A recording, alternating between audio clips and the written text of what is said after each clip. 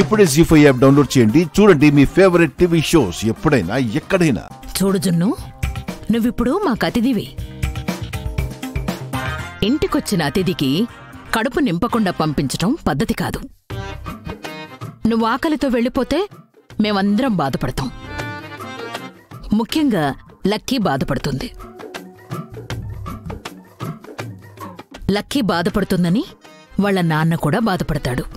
వీళ్ళందరూ బాధపడతారని నన్ను బాధపడుతూ ఇక్కడే కూర్చోమంటారా? సరే అయితే నేను ఒక మాట అడుగుతాను, సమాధానం చెప్పు. ఏంటది? మీ అమ్మ నీకు పరాయి వాళ్ల సొమ్ము పావుతో సమానమని చెప్పింది గాని నీ కారణంగా మరొకరు బాధపడకూడదు అని చెప్పలేదా?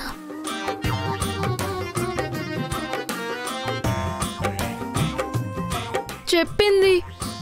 మరి నువ్వు వెళ్ళిపోతే లక్కీ బాధపడుతుంది కదా. లక్కీ కోసం నువ్వు భోంచేసి వెళ్ళాలి కదా.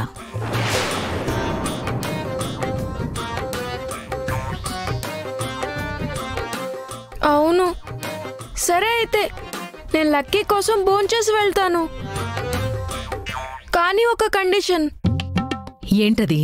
నన్నిక్కడ ఒక పెద్ద మనిషి నోటికొచ్చిన మాటలన్నీ అన్నారు.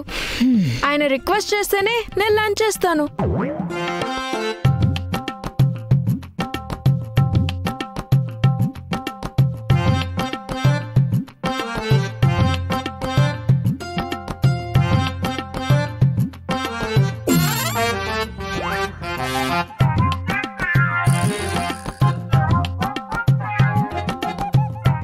అన్నయ్య, ఇప్పుడు నాకు మ్యాటర్ పూర్తిగా అర్థమైపోయింది. జున్ను ఏమో నీ మూలంగా హర్ట్ అయ్యాడు. అందుకే నువ్వే రిక్వెస్ట్ చేయాలనుకుంటున్నాడు.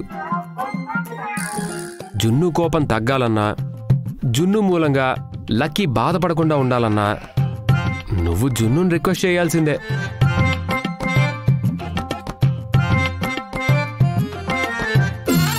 నాన్నా ప్లీజ్ నాన్నా, ఇంటికొచ్చిన గెస్ట్ ని మనం గెస్ట్ గా చూసుకోవాలి గాని బాధ పెట్టడం కరెక్ట్ కాదు కదా.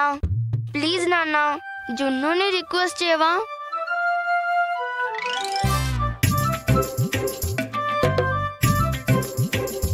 నువ్వంత జాలిగా చూస్తూ అడిగితే తప్పుతుందా?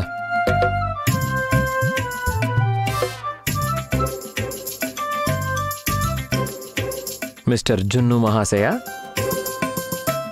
ఈరోజు తమరు మా అతిథి. అందువల్ల తమరు మా ఆతిథ్యం స్వీకరించి మేము పెట్టే భోజనం ఆరగించి అప్పుడు మాత్రమే తమరు మీ ఇంటికి వెళ్లాల్సిందిగా మా ప్రార్థన.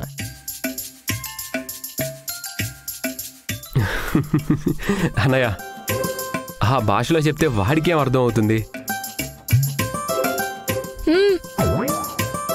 నాకు భాష అర్థం కాకపోయినా భావం బాగా అర్థమైంది. ఓ, ఆయన అంతలా రిక్వెస్ట్ చేశారు కాబట్టి నేను లంచ్ చేయడానికి ఒప్పుకుంటున్నాను.